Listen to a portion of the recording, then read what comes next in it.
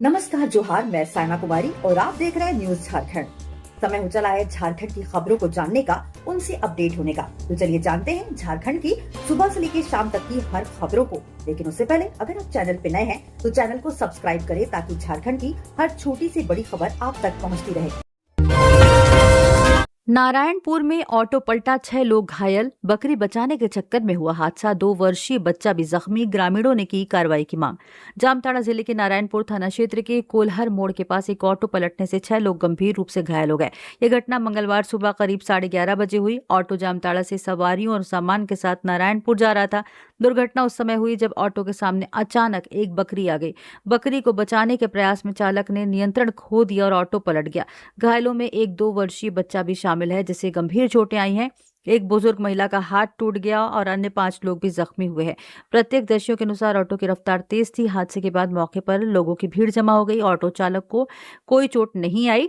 2 घायलों को मौके पर ही एक निजी अस्पताल में प्राथमिक उपचार दिया गया। गंभीर रूप से घायल बच्चे समेत 3 लोगों को बेहतर इलाज के लिए निजी वाहन से जामताड़ा ले जाया गया।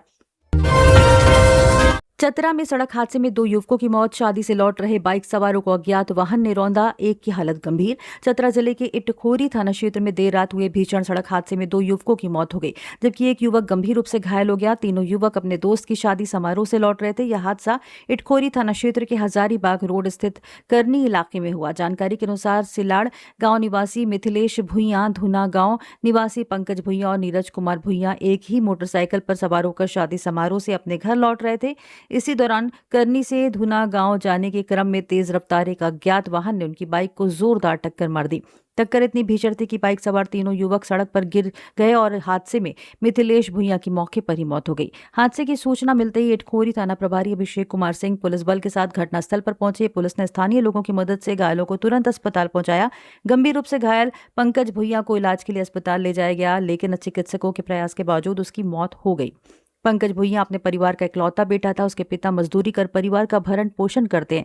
बेटे की मौत की खबर मिलते ही परिवार में कोहराम मच गया। वहीं तीसरे घायल नीरज कुमार भुइयां की हालत गंभीर बताई जा रही है। जेपीएससी रिजल्ट्स 2026 एपीपी की प्रारंभिक परीक्षा का रिजल्ट इसी महीने होगा जारी। 160 पदों पर होनी है नियुक्ति। झारखंड अभियोजन सेवा के अंतर्गत सहायक लोक अभियोजक सीधी एवं बैकलॉग भर्ती दोनों प्रारंभिक प्रतियोगिता परीक्षा का परिणाम इसी माह प्रकाशित हो सकता है। झारखंड लोक सेवा आयोग इसका शीघ्र परिणाम प्रकाशित करने की तैयारी कर रहा है। सीधी भर्ती के लिए प्रारंभिक परीक्षा पिछले वर्ष 20 दिसंबर तथा बैकलॉग नियुक्ति के लिए परीक्षा 13 दिसंबर को आयोजित की गई थी। फिलहाल आयोग ने दोनों श्रेणी में होने वाली नियुक्ति के लिए आयोजित प्रारंभिक परीक्षा के प्रथम पत्र, सामान्य अध्ययन एवं द्वितीय पत्र, विधि विषयक का संशोधित मॉडल उत्तर जारी कर दिया है। इससे पहले आयोग ने इसका मॉडल उत्तर जारी कर उसके विरुद्ध अभ्यर्थियों से 1 जनवरी तक आपत्तियां मांगी थी। निर्धारित तिथि तक अभ्यर्थियों से प्राप्त आपत्तियों एवं सुझावों पर विषय विशेषज्ञों द्वारा समीक्षा कराने के बाद संशोधित मॉडल उत्तर जारी किया गया है। अब आयोग संशोधित मॉडल उत्तर के आधार पर इस परीक्षा का परिणाम जारी करेगा। झारखंड में आज से 10 मार्च तक गर्जन के साथ हो सकती है हल्की बारिश। मौसम विभाग ने किया येलो अलर्ट जारी। झारखंड में इन दिनों मौसम का मिजाज लगातार बदल रहा है। कभी कड़ी धूप तो कभी बादल देखने को मिल रहा है। वहीं रात में भी गर्मी लगनी शुरू हो गई है। मौसम विभाग ने राज्य के कई हिस्सों में आज से 10 मार्च तक बदलते मौसम को देखते हुए येलो अलर्ट जारी किया है। मौसम विज्ञान केंद्र का कहना है कि दक्षिण पूर्वी और पूर्वी जिलों में मेघ गर्जन के साथ हल्की बारिश हो सकती है। इसके साथ ही कुछ स्थानों पर तेज हवा चलने और वज्रपात की भी संभावना जताई गई है। हालांकि तेज हवा और वज्रपात की संभावना को देखते हुए लोगों को सतर्क रहने की सलाह दी गई है। मौसम विज्ञान केंद्र ने जानकारी साझा करते हुए कहा है कि बंगाल की खाड़ी क्षेत्र में साइक्लोनिक सर्कुलेशन बन रहा है, जिसका असर झारखंड में भी देखने को मिला। 8 मार्च को रांची सहित पूर्वी जिलों में आंशिक बादल छाए रहने और हल्की बारिश होने की संभावना जताई गई। विशेषज्ञों ने लोगों से अपील की है कि वे खुले मैदान, पेड़ के नीचे या बिजली के खंभों से दूर, किसानों और ग्रामीण क्षेत्रों में रहने वाले लोगों को भी सावधानी बरतने की अपील की गई है। आईआईटी आईएसएम धनबाद के पूर्व छात्र मयंक पुरोहित ने यूपीएससी में 33वीं रैंक किया हासिल। धनबाद के आईआईटी आईएसएम में वर्ष 2016 से 2020 बैच में पढ़े मयंक पुरोहित ने यूपीएससी सिविल सेवा परीक्षा 2025 में ऑल इंडिया 33वां रैंक प्राप्त किया। उनकी इस सफलता पर परिवार वालों के साथ साथ आईआईटी आईएसएम में भी खुशी का माहौल है। मयंक आईआईटी आईएसएम के माइनिंग मशीनरी शाखा से बीटेक की पढ़ाई पूरी कर चुके थे। मयंक मूल रूप से राजस्थान के फलोदी के रहने वाले हैं और किसान परिवार से आते हैं। पढ़ाई पूरी करने के बाद उन्होंने कैप जेमिनी कंपनी में बतौर सॉफ्टवेयर इंजीनियर कुछ समय तक काम किया। बाद में नौकरी छोड़कर सिविल सेवा परीक्षा की तैयारी शुरू कर दी। सूत्रों के अनुसार मयंक ने इससे पहले वर्ष 2024 में आईएफएस में ऑल इंडिया 7वां रैंक सफलता हासिल की थी। उनकी सफलता पर आईआईटी आईएसएम के शिक्षकों, छात्रों व पूर्व छात्रों में खुशी का माहौल है। सभी लोग मयंक को उनकी सफलता के लिए शुभकामनाएं दे रहे हैं। महिला सुरक्षा के संकल्प के बीच सवाल देवघर के सखी वन स्टॉप सेंटर में संसाधनों की कमी, कर्मचारियों की भी भारी किल्लत। 8 मार्च को पूरे देश में अंतर्राष्ट्रीय महिला दिवस मनाया जाएगा। इस दिन समाज से लेकर सरकार तक महिलाओं की सुरक्षा, सम्मान और सशक्तिकरण का संकल्प लिया जाता है। महिलाओं को सुरक्षित और आत्मनिर्भर बनाने के उद्देश्य से केंद्र और राज्य सरकार की ओर से कई योजनाएं और संस्थाएं चलाई जा रही हैं ताकि पीड़ित और शोषित महिलाओं को सहारा मिल सके। इन्हीं प्रयासों के तहत महिलाओं की मदद के लिए सखी वन स्टॉप सेंटर की स्थापना की गई। नाम से ही स्पष्ट है कि ये ऐसा केंद्र है जहां किसी भी तरह की हिंसा, उत्पीड़न या पारिवारिक प्रताड़ना का शिकार हुई महिलाएं सुरक्षित माहौल में कुछ समय के लिए ठहर सकती हैं। यह उन्हें न सिर्फ आश्रय मिलता है बल्कि भोजन, परामर्श और आवश्यकता सहायता भी उपलब्ध कराई जाती है। लेकिन देवघर के इस सखी वन स्टॉप सेंटर के संचालन में अब काफी चुनौतियों का सामना करना पड़ रहा है। रामगढ़ घाटी में अनियंत्रित ट्रेलर पलटा, आवागमन बाधित, 4 किलोमीटर तक लगा लंबा जाम, पुलिस हटाने में जुटी।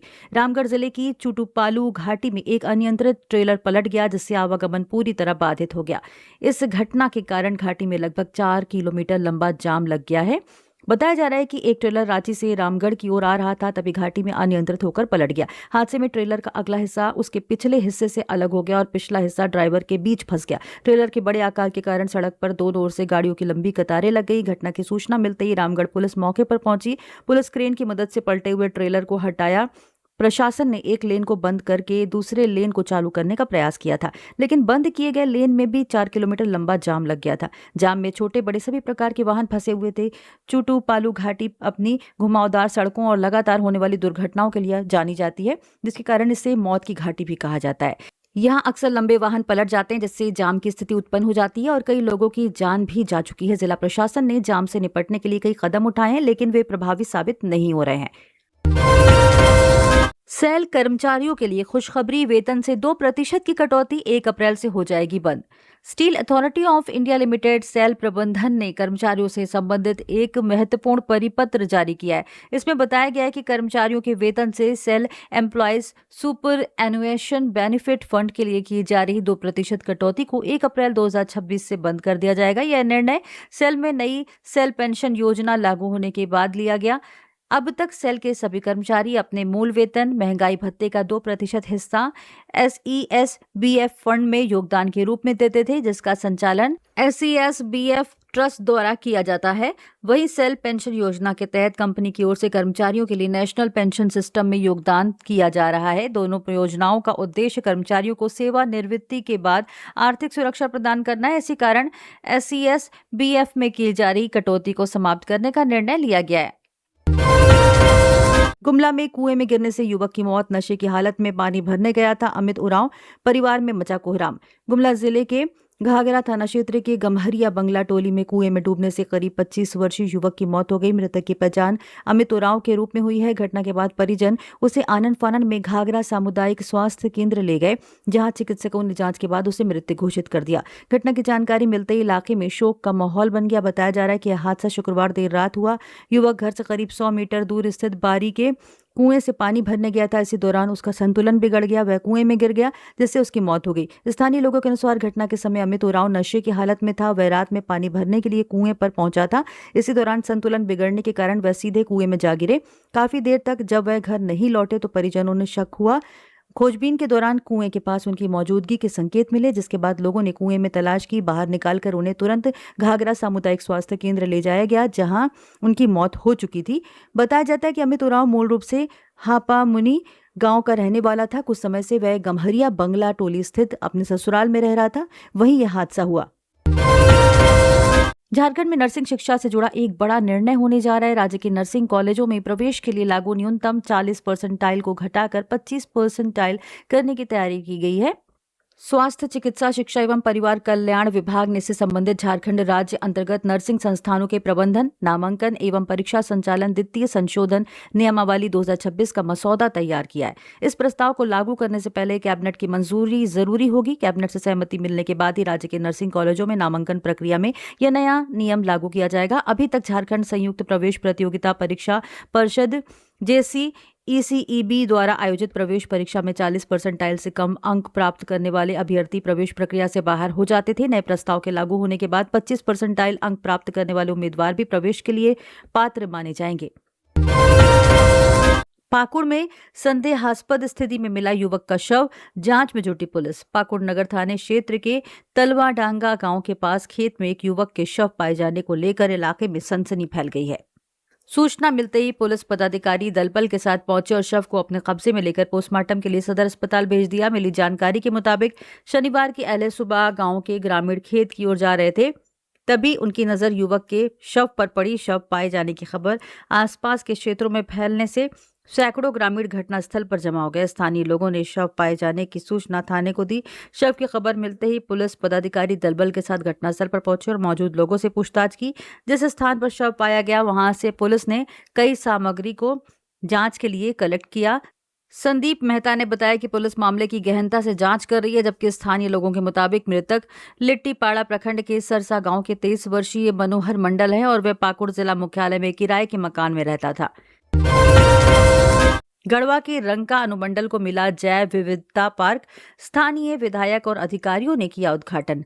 गढ़वा जिले के रंका अनुमंडल मुख्यालय के लोहवा पुल स्थित जैव विविधता उद्यान नक्षत्र वन का उद्घाटन हुआ। इस मौके पर गढ़वा विधायक सत्येंद्र नाथ तिवारी, वन संरक्षक पदाधिकारी प्रवेश अग्रवाल, DFO एबिन बेनी अब्राहम, प्रमुख लीलावती देवी मौजूद रहे। इस अवसर पर गढ़वा विधायक सत्येंद्र नाथ तिवारी ने कहा कि रंका में जैव विविधता उद्यान का निर्माण हो जाने से रंका अनुमंडल के साथ गढ़वा जिले की भी सुंदरता काफी बढ़ गई। लोग यहां प्रकृति की गोद में बैठकर जैव विविधता की भव्यता का दीदार करेंगे। विधायक सत्येंद्र नाथ तिवारी ने कहा कि जैव विविधता उद्यान नक्षत्र वन बन जाने से रंका गढ़वा जिला की शान बन गया है। उन्होंने कहा कि प्रकृति के साथ छेड़छाड़ के कारण पर्यावरण का नुकसान हो रहा है, इसलिए वन, प्रकृति और जैव विविधता का संरक्षण एवं संवर्धन करना सबका कर्तव्य है। विधायक ने कहा कि पर्यावरण का नुकसान होगा तो पृथ्वी पर मानव जीवन के अस्तित्व पर भी संकट खड़ा हो जाएगा। साथ ही उन्होंने कहा कि हर व्यक्ति को कोशिश करनी होगी कि पर्यावरण को नुकसान ना पहुंचे। खूंटी के कमांता डैम में युवक की संदिग्ध मौत, 24 घंटे बाद शव बरामद, परिजनों ने जताई हत्या की आशंका। झारखंड के खूंटी में कमांता डैम से एक युवक का शव बरामद होने के बाद इलाके में सनसनी फैल गई है। मृतक की पहचान खूंटी थाना क्षेत्र के अनिगणत गांव निवासी करीब 22 वर्षीय आकाश पूर्ति के रूप में हुई है। बताया जा रहा है कि युवक गुरुवार को अपने दोस्तों के साथ डैम में नहाने गया था, जिसके बाद वह अचानक लापता हो गया। करीब 24 घंटे बाद NDRF की टीम ने सर्च ऑपरेशन चलाकर डैम से उसका शव बरामद किया। घटना के बाद पूरे गांव में शोक का माहौल है। वहीं परिजनों ने इस मामले में हत्या की आशंका जताई है। जानकारी के अनुसार अनिगड़ा गांव निवासी आकाश पूर्ति गुरुवार दोपहर करीब 2 बजे अपने गांव के ही कुछ दोस्तों के साथ कमांता डैम नहाने के लिए गया था। बताया जाता है कि सभी युवक डैम में नहा रहे थे। इसी दौरान आकाश अचानक गहरे पानी में चला गया और देखते ही देखते पानी में गायब हो गया। हालांकि उसके साथ मौजूद किसी भी दोस्त ने उसे डूबते हुए नहीं देखा, जिससे कुछ देर तक यह स्पष्ट नहीं हो पाया कि वह अचानक कहां चला गया। झारखंड स्टेट बार काउंसिल चुनाव 12 को तैयारी जोरों पर, बनेंगे 75 booth. Jharkhand state bar council का पंचवर्षीय चुनाव 12 मार्च को है। इसकी तैयारी जोरों पर है।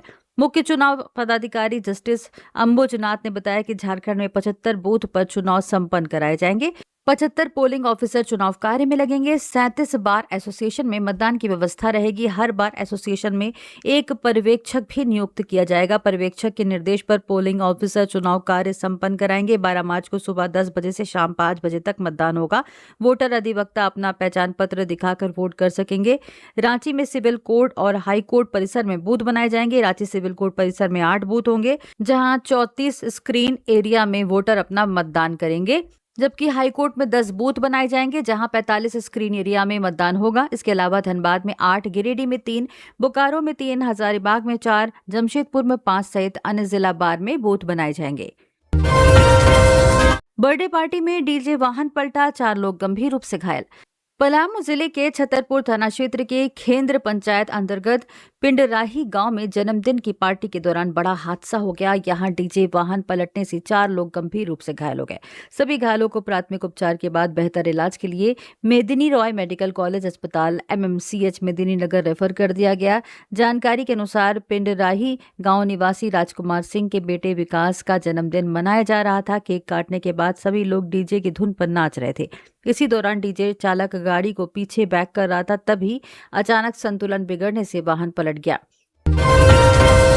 बच्चा चोरी की अफवाह पर मानसिक विक्षिप्तों की घेर कर पिटाई, पुलिस ने किया रेस्क्यू। ग्रामीण क्षेत्रों में इन दिनों बच्चा चोरी की अफवाह तेजी से फैल रही है, जिससे लोगों में दहशत का माहौल बन गया है। अफवाहों को रोकने के लिए कोतवाली पुलिस लगातार शांति समिति की बैठकों और चौक चौराहों पर लोगों को जागरूक कर रही है। इसके बावजूद शनिवार सुबह के 10 बजे रसून चोपा पंचायत स्थित रसून चोपा बस स्टैंड के समीप अफवाह के कारण 2 मानसिक रूप से विक्षिप्त महिला और पुरुष को ग्रामीणों ने बच्चा चोर समझकर घेर लिया। ग्रामीणों को शक के आधार पर दोनों को काफी देर तक रोके रखा गया तथा कुछ लोगों द्वारा मारपीट भी की गई। मानसिक रूप से विक्षिप्त होने के कारण दोनों अपने सही जानकारी नहीं दे पा रहे थे, जिससे लोगों का शक और बढ़ गया और मौके पर सैकड़ों की संख्या में ग्रामीण जुट गए। मामले की सूचना मिलते ही कोवाली थाना प्रभारी धनंजय कुमार पासवान ने तत्परता दिखाते हुए पुलिस टीम के साथ मौके पर पहुंचकर दोनों को ग्रामीणों के चंगुल से छुड़ाया और थाना लाए।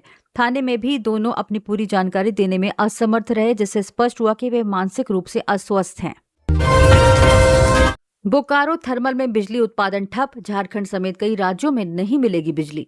बोकारो थर्मल स्थित डीवीसी के 500 मेगावाट क्षमता वाले ए पावर प्लांट की यूनिट ऐश पौंड से छाई का उठाव नहीं हो पाने के संकट के कारण एक बार फिर अंधेरे में डूब गई है। शुक्रवार की मध्य रात्रि लगभग 12:15 बजे यूनिट को पूरी तरह बंद कर दिया गया। बंद किए जाने के समय यूनिट से 120 मेगावाट बिजली का उत्पादन हो रहा था। नूरी नगर स्थित दोनों ऐश पौंड के पूरी तरह भर जाने और पिछले 28 फरवरी से छाई का उठाव ठप होने के कारण प्रबंधन के पास यूनिट बंद करने के अलावा कोई विकल्प नहीं बचा था। बताया जाता है कि छाई का उठाव करने वाली कंपनी सारण द्वारा हाईवा मालिकों को पिछले 2 महीनों की बकाया राशि का भुगतान नहीं किया गया है।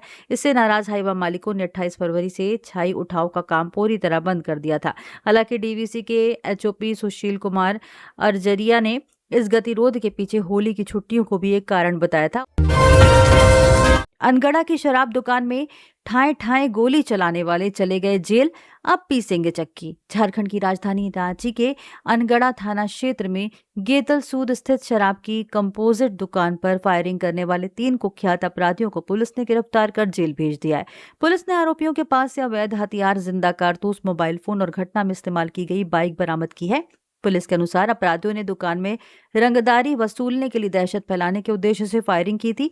पुलिस के मुताबिक 3 मार्च 2026 की रात करीब 9:30 बजे गेतल सूद बाजार स्थित शराब की कंपोजिट दुकान पर 3 अपराधी पहुंचे थे। दुकान पर पहुंचते ही उन्होंने वहां मौजूद कर्मचारियों को धमकाते हुए जबरन शराब की बोतलें देने की मांग की थी। कर्मचारियों द्वारा मना करने पर अपराधियों ने गाली गलौज शुरू कर दी। इसके बाद उन्होंने कर्मचारियों को डराने, जान से मारने की नीयत से फायरिंग कर दी। अचानक हुई गोलीबारी से दुकान में अफरा तफरी मच गई। हालांकि कर्मचारियों ने सूझबूझ दिखाते हुए काउंटर के पीछे छिपकर किसी तरह अपनी जान बचाई। गिरिडीह में तेज रफ्तार कार पलटी, 2 लोग घायल, ग्रामीणों ने निकालकर पहुंचाया अस्पताल। डुमरी से गिरिडीह जा रही थी कार। गिरिडीह जिले के पीरटांड थाना क्षेत्र के केंदुआडी मोड़ के पास शुक्रवार देर रात एक तेज रफ्तार कार अनियंत्रित होकर पलट गई। हादसा इतना जोरदार था कि कार चारों पहियों के बल उलटकर सड़क किनारे जा खड़ी हुई। दुर्घटना में कार सवार 2 लोग घायल हो गए। घटना के बाद कुछ देर के लिए मौके पर अफरा तफरी की स्थिति बन गई। आसपास के लोगों ने तुरंत पुलिस और एम्बुलेंस को सूचना दी। स्थानीय ग्रामीणों की मदद से दोनों घायलों को कार से बाहर निकालकर इलाज के लिए पीरटांड सामुदायिक स्वास्थ्य केंद्र CHC भेजा गया। मिली जानकारी के अनुसार कार डुमरी से गिरिडीह की ओर जा रही थी। इसी दौरान केंदुआडी मोड़ के पास अचानक चालक का वाहन पर से नियंत्रण हट गया। तेज गति के कारण कार सड़क पर अनियंत्रित होकर पलट गई। हादसे के समय जोरदार आवाज सुनकर आसपास के ग्रामीण और राहगीर मौके की ओर दौड़े। लोगों ने देखा कि कार पलटी हुई है और अंदर 2 लोग फंसे हुए हैं। ग्रामीणों ने तत्परता दिखाते हुए दोनों घायलों को कार से बाहर निकाला, उन्हें तत्काल अस्पताल पहुंचाने की व्यवस्था की। यूपीएससी में झारखंड का परचम, साहिबगंज की निहारिका गम्हरिया के आयुष और जमुआ के करण सेठ को बड़ी सफलता। संघ लोक सेवा आयोग यूपीएससी द्वारा घोषित सिविल सेवा परीक्षा 2025 के परिणाम में झारखंड के कई युवाओं ने शानदार प्रदर्शन किया है। साहिबगंज की निहारिका सिन्हा, सरायकेला खरसावां जिले के गम्हरिया के आयुष कुमार और गिरिडीह जिले के जमुआ के करण सेठ ने सफलता हासिल कर राज्य का नाम रोशन किया है। तीनों की उपलब्धि से उनके परिवार और क्षेत्रों में खुशी की लहर है। और साहिबगंज नगर के कृष्णा नगर निवासी निहारिका सिन्हा ने यूपीएससी में ऑल इंडिया 365वीं रैंक हासिल की है। वे निरंजन सिन्हा और शबनम कुमारी की बड़ी पुत्री हैं। निहारिका के पिता पेशे से दर्जी हैं, जबकि उनकी मां स्वास्थ्य विभाग में अनुबंध पर नर्स के रूप में कार्यरत हैं। साधारण परिवार से आने वाली निहारिका ने दूसरे प्रयास में यह सफलता हासिल की। वहीं सरायकेला खरसावां जिले के गम्हरिया स्थित टायो कॉलोनी निवासी आयुष कुमार ने पहले ही प्रयास में ऑल इंडिया 143वीं रैंक हासिल कर बड़ी उपलब्धि दर्ज की है। आयुष प्रदीप कुमार के पुत्र हैं। उधर गिरिडीह जिले के जमुआ प्रखंड से जुड़े करण सेठ ने भी यूपीएससी परीक्षा में ऑल इंडिया 333वीं रैंक हासिल की है। करण का पैतृक गांव चुंगलो है, जबकि वर्तमान में उनका परिवार पंचम्बा में रहता है। करण के पिता रंजीत कुमार गुप्ता व्यवसायी हैं और उनकी माता सरिता गुप्ता गृहिणी हैं। 4 भाई बहनों में करण सबसे छोटे हैं। झारखंड पुलिस में जल्द लागू होगा ई समन सिस्टम, समय व मैन पावर की होगी बचत। झारखंड पुलिस मुख्यालय ने राज्य के सभी जिलों और पुलिस इकाइयों को 9 मार्च से ग्रीष्मकालीन वर्दी धारण करने का निर्देश दिया है। यह व्यवस्था 15 नवंबर तक प्रभावी रहेगी। पुलिस मुख्यालय के अनुसार झारखंड पुलिस के सभी पदाधिकारी और जवान 9 मार्च 2026 से 15 नवंबर 2026 तक ग्रीष्मकालीन वर्दी, आस्तीन, मुड़ा, टोपी सहित धारण करेंगे। गौरतलब है कि इससे पहले पुलिस मुख्यालय के 4 नवंबर 2025 के आदेश के तहत झारखंड पुलिस के जवान और पदाधिकारी 15 नवंबर 2025 से शीतकालीन वर्दी, बंद आस्तीन, टोपी सहित पहन रहे थे। रांची झारखंड पुलिस अब संदिग्धों और आरोपियों को मोबाइल या ईमेल के माध्यम से भी समन भेज सकेगी। इसके लिए राज्य में ई समन प्रणाली लागू करने की तैयारी की जा रही है। नीतीश कुमार के बेटे निशांत 8 मार्च से करेंगे एक्टिव पॉलिटिक्स की शुरुआत, बिहार यात्रा पर निकलेंगे। बिहार के मुख्यमंत्री नीतीश कुमार के बेटे निशांत कुमार 8 मार्च से सक्रिय राजनीति में कदम रखने जा रहे हैं। जेडीयू से जुड़ने के बाद वह अपने पिता की तरह पूरे बिहार का दौरा करेंगे और लोगों से संवाद करेंगे। जेडीयू के मुख्य प्रवक्ता नीरज कुमार ने जानकारी दी कि निशांत कुमार राज्य भर की यात्रा पर निकलेंगे और विभिन्न जिलों में लोगों से मुलाकात करेंगे। पार्टी नेताओं का मानना है कि आने वाले समय में निशांत कुमार जेडीयू के 84 विधायकों और 12 से अधिक सांसदों के नेता के रूप में उभर सकते हैं। बताया जा रहा है कि मुख्यमंत्री नीतीश कुमार देश के एक ऐसे नेता हैं जिन्होंने अपने कार्यकाल में बिहार की 16 बार यात्रा कर विकास कार्यों की समीक्षा की। इसी दौरान कई महत्वपूर्ण योजनाएं शुरू की। महिलाओं को आत्मनिर्भर बनाने के लिए जीविका समूहों की स्थापना की गई और इन्हीं जीविका दीदियों की सलाह पर राज्य में शराबबंदी जैसा बड़ा फैसला भी लागू किया गया। अब माना जा रहा है कि निशांत कुमार भी अपने पिता के नक्शे कदम पर चलते हुए बिहार यात्रा के जरिए लोगों के बीच अपनी राजनीतिक पहचान बनाने की कोशिश करेंगे। निशांत कुमार को स्वभाव से शांत और गंभीर और सादगी पसंद व्यक्ति माना जाता है। जमशेदपुर के वरिष्ठ चिकित्सक AB बलसारा का निधन, शोक की लहर। शहर के चिकित्सा जगत से बुरी खबर सामने आ रही है। टाटा मेन हॉस्पिटल TMH के मेडिसिन विभाग के पूर्व विभागाध्यक्ष डॉक्टर AB बलसारा का शुक्रवार दोपहर निधन हो गया। उनके निधन की खबर से डॉक्टर्स, उनके सहयोगियों और परिचितों के बीच शोक की लहर है। डॉक्टर AB बलसारा जमशेदपुर के अनुभवी और सम्मानित चिकित्सकों में गिने जाते थे। उन्होंने लंबे समय तक मरीजों का इलाज करते हुए चिकित्सा क्षेत्र में अपनी अलग पहचान बनाई। शांत स्वभाव, सरल व्यक्तित्व और गहरी चिकित्सा समझ के कारण वे डॉक्टर्स और मरीजों के बीच काफी चर्चित थे। डॉक्टर AB बलसारा का चिकित्सा करियर काफी लंबा और प्रभावशाली रहा। ननिहाल की जमीन विवाद में हुई सुकरा महतो की हत्या, 3 हिरासत में। खूंटी जिला के कर्रा थाना क्षेत्र के तिम्बड़ा गांव में शुक्रवार रात एक व्यक्ति की गोली मारकर हत्या कर दी, जबकि एक अन्य व्यक्ति गंभीर रूप से घायल हो गया। मृतक की पहचान सुकरा महतो के रूप में हुई है। वहीं घायल अर्जुन महतो का अस्पताल में इलाज चल रहा है। घटना के बाद पुलिस ने इस मामले में 10 लोगों के खिलाफ FIR दर्ज की है। साथ ही 3 संदिग्धों को हिरासत में लेकर उनसे पूछताछ की जा रही है। पुलिस की प्राथमिक जांच में सामने आया है कि यह वारदात जमीन विवाद के कारण हुई। बताया जा रहा है कि सुकरा महतो के नाना नानी ने उसे गोद लिया था। वह अपने ननिहाल में ही रहता था। कानूनन नाना नानी की सारी प्रॉपर्टी सुकरा की थी, लेकिन नाना नानी के रिश्तेदार उसे जमीन दिए जाने का विरोध कर रहे थे। बताया जाता है कि जमीन विवाद का मामला कोर्ट में भी चल रहा था। इसको लेकर सुकरा को पहले कई बार धमकियां भी मिली थी। इसी बीच शुक्रवार रात आरोपियों ने सुकरा महतो की गोली मारकर हत्या कर दी। धनबाद रेल मंडल में senior DEE Sanjeev Kumar arrest, bill pass कराने के बदले मांगे थे 50,000, घर से भी लाखों कैश बरामद। धनबाद रेल मंडल में बिल पास कराने के बदले रिश्वत मांगने के मामले में सीबीआई की टीम ने बड़ी कार्रवाई करते हुए senior divisional electrical engineer general Sanjeev Kumar को रंगे हाथ गिरफ्तार कर लिया। यह कार्रवाई शुक्रवार शाम शुरू हुई, जो देर रात करीब 12 बजे तक चली। सीबीआई की टीम ने उनके कार्यालय के टेबल ड्रॉवर से 50,000 रुपए नकद बरामद किए, जबकि उनके आवास से करीब 4,50,000 रुपए भी जब्त किए गए। IRSEE अधिकारी संजीव कुमार पिछले करीब 5 वर्षों से धनबाद रेल मंडल में पदस्थापित थे। इससे पहले सीनियर DEE ऑपरेशन के पद पर भी कार्य कर चुके हैं। उनके खिलाफ ठेकेदार AK झा ने सीबीआई से शिकायत दर्ज कराई थी। शिकायत में कहा गया था कि धनबाद रेलवे स्टेशन पर लिफ्ट मरम्मत समेत अन्य कार्यों का करीब 24 लाख रुपए का टेंडर उन्हें मिला था। काम पूरा होने में देरी होने के कारण विभाग की ओर से जुर्माना लगाया गया। वहीं बिल पास करने में भी लगातार टाल मटोल की जा रही थी। आरोप है कि बिल पास कराने के में अधिकारी की ओर से रिश्वत की मांग की जा रही थी। शिकायत की जांच के बाद सीबीआई ने योजना बनाकर शुक्रवार शाम सीनियर DEEG के कार्यालय और आवास पर एक साथ छापेमारी की। इसी दौरान संजीव कुमार को रिश्वत लेते हुए रंगे हाथ पकड़ लिया गया। धनबाद के शुभम ने निभाया मां से किया वादा, 5 साल बाद IAS बनकर ही लौटे गांव। बाघमारा थाना क्षेत्र के डुबरा जमुआ टाड़ की तंग गलियों से निकलकर शुभम ने अपनी मेधा के दम पर UPSC की परीक्षा में सफलता हासिल की है। शुभम पिछले 5 सालों से किसी भी त्योहार पर अपने घर नहीं आए थे। उनका सपना था कि वे IAS बनने के बाद ही घर लौटेंगे। शुभम की सफलता की खबर मिलते ही उनकी मां मंजू देवी भावुक हो गई। उन्होंने बताया कि इस बार होली पर जब उन्होंने बेटे को घर आने के लिए कहा तो शुभम ने वादा किया था कि वह IAS बनकर ही आएगा और 1 महीना मां के पास रहकर ट्रेनिंग पर जाएगा।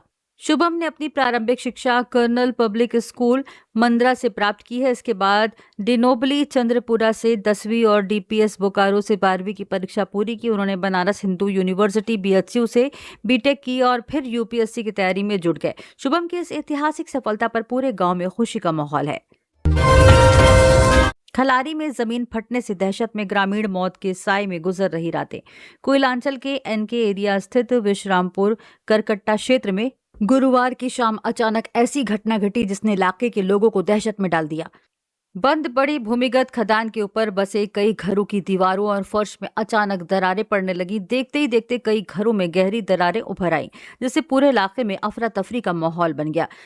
ग्रामीणों के अनुसार घरों की दीवारों और जमीन के फर्श में अचानक दरारें पड़ने लगी, जिससे लोग भयभीत होकर घरों से बाहर निकल आए। घटना के बाद से दर्जनों परिवारों में दहशत का माहौल है और लोग किसी अनहोनी की आशंका के बीच रातें गुजारने को मजबूर हैं।